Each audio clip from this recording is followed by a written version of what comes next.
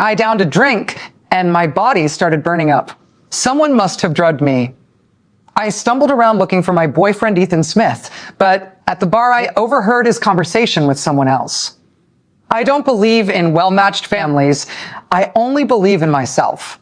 Yara, I swear I'll make you the future Mrs. Smith. As for Lila, after tonight, videos of her acting like a slut will spread all over the internet. From then on, I'll have her wrapped around my finger. Everything went black. This was the man I'd loved for 3 years. With nowhere else to turn, I shakily dialed my Uncle Lucas Brown's number. Lucas, I've been drugged. I feel terrible. There was a moment of silence on the other end. Then his deep, magnetic voice came through. Send me your location. Stay where you are. I'm coming to get you. Under the dizzying lights, I was roughly shoved onto a soft couch. My head was spinning. My mouth was dry. It felt like a wildfire burning inside my body. Without thinking, I started tearing at the neckline of my dress, desperate for a breeze to cool my burning skin. I longed to press against someone's cool skin to ease this unbearable heat. Well, little slut, can't wait anymore? I'll take care of you right now. A stranger's voice exploded in my ear, instantly shocking me back to my senses. Something was wrong. I'd been drugged. Today was my 20th birthday. Who would want to destroy me like this? A strange man pressed down on me, shamelessly tearing at my dress. I bit my lip hard until I tasted blood, which brought me a moment of clarity. Grabbing a bottle opener from the table, I used all my strength to smash it against his forehead. A muffled groan. The man clutched his head as blood seeped through his fingers. I shoved him away and fled, clutching my torn dress. Call the police? No, in my current state, they just think I was some girl whose hookup got out of hand. I'd never be able to explain. Go home? Even worse. It would only make my parents worry and break down. The drug's effects were getting stronger. I steadied myself against the wall and staggered out of the bar. The cold air made me shiver, but the fire inside me burned even fiercer. Right now, I had only one option. My Uncle Lucas, who'd just returned from a mission. Lucas's place wasn't far from here. He was Dad's closest comrade in arms, 10 years older than me.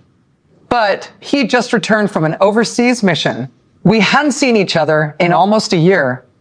And he was such a disciplined man, filled with that steely military bearing.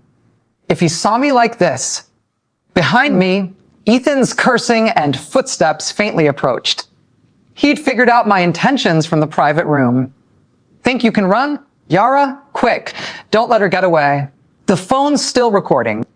Yara, the girl I'd always thought was my best friend, sounded thrilled. I couldn't worry about anything else. Gritting my teeth, I plunged into the night.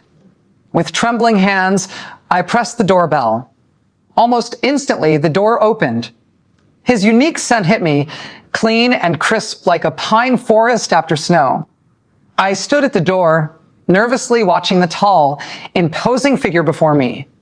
After a year, Lucas's features were even sharper than I remembered, devastatingly handsome with an aggressive edge.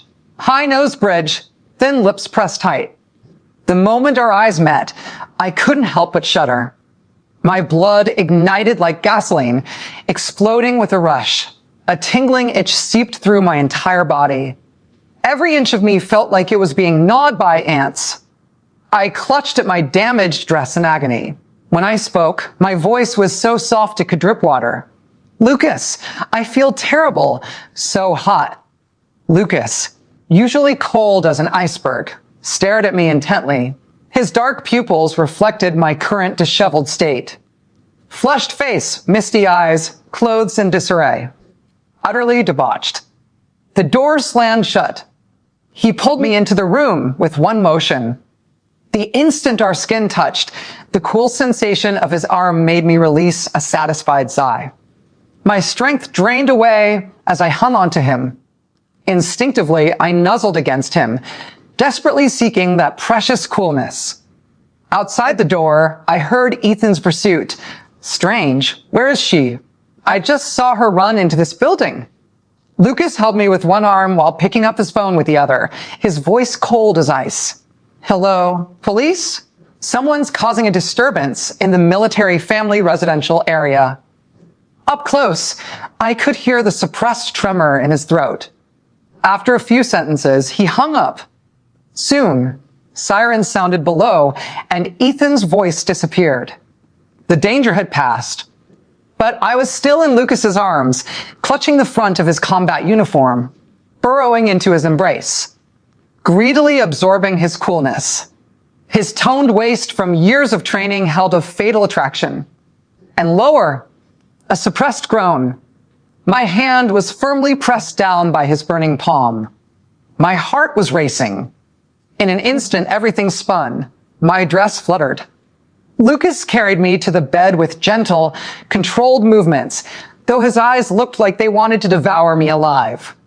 He extended his slender hand, checking my forehead. His Adam's apple bobbed violently. Lila, you're burning up. Don't move. I'll get a thermometer.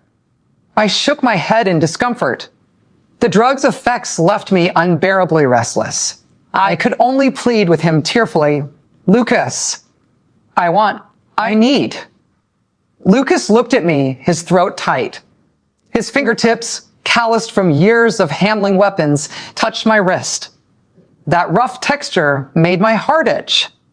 A moment later, he released my hand, his breathing unstable as he leaned in close. His unique masculine scent flooded my nostrils, his tall frame casting a shadow over me. And I melted like spring water under his presence. Lila, you've been drugged. What a massive dose. Don't be afraid. I'll buy medicine. Otherwise, it'll cause permanent damage to your nervous system. His hoarse voice entered my ears, stirring my desires. I had no mind for his words. All my attention was on his thin lips moving up and down. Pale in color, yet utterly tempting. Just a slight lift of my head, and I could kiss them. I swallowed, reaching my arms around Lucas's neck. From his suddenly constricting pupils, I saw myself with hair cascading like a waterfall across the white pillow, looking exactly like a little temptress, completely different from my usual quiet, obedient self. When I spoke, my voice carried a seductive tone. Lucas, I want. Lucas held my waist with one hand. His other hand caressed my face. Every movement made my heart tremble. His eyes were filled with desire to. Lila, do you know who I am? I know you're Lucas. Good girl. Whatever you want, I'll give you. Morning light pierced through the curtain gaps, falling on my face. A hangover-like headache. Last night's memories flooded back like a tide, fragmented yet crystal clear. Lucas's burning body temperature, his suppressed gasps, and my shameless demands. My cheeks instantly burned.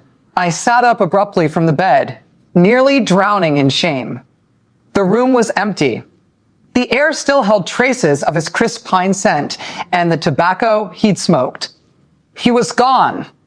My heart felt inexplicably hollow. On the nightstand sat a glass of warm water and a packet of pills. A note was tucked underneath. Sharp handwriting with forceful strokes, his military bearings showed through. Take the medicine when you wake up. Rest well. On the chair back hung a brand new dress and underwear, tags still attached. My face burned even hotter. I fled from Lucas's place and returned to school.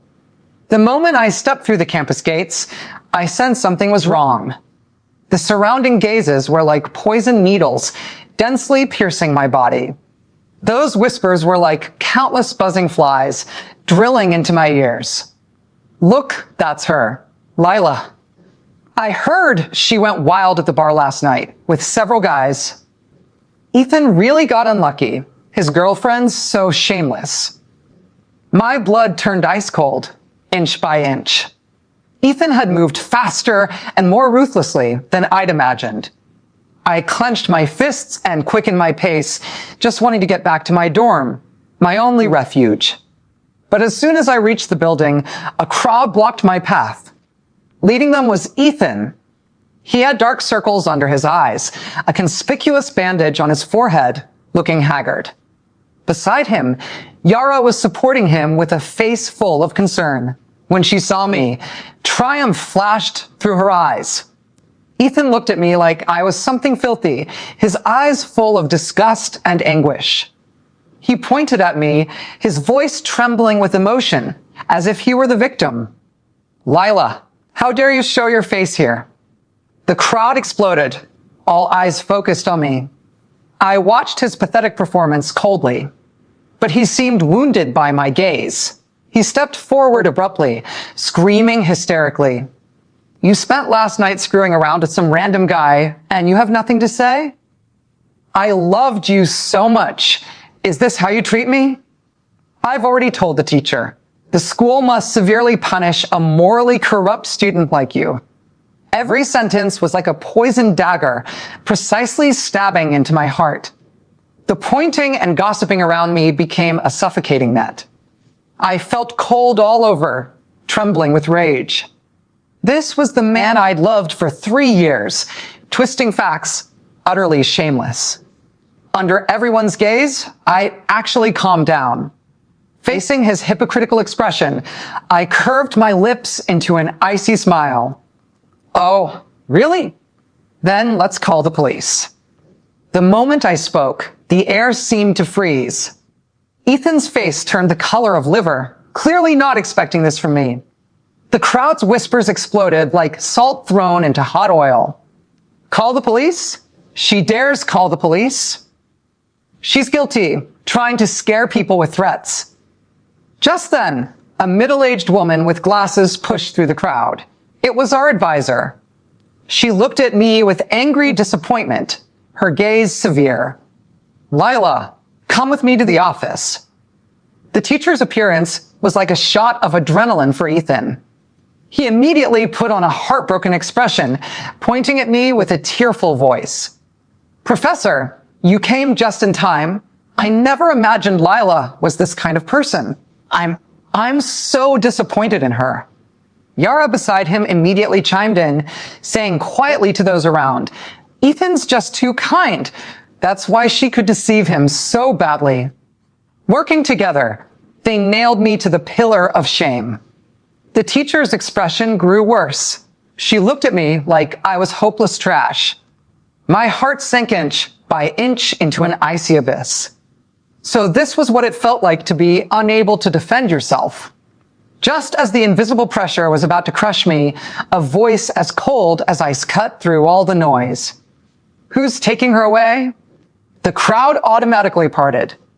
A tall figure walked toward us against the light, military boots making steady, powerful sounds on the ground.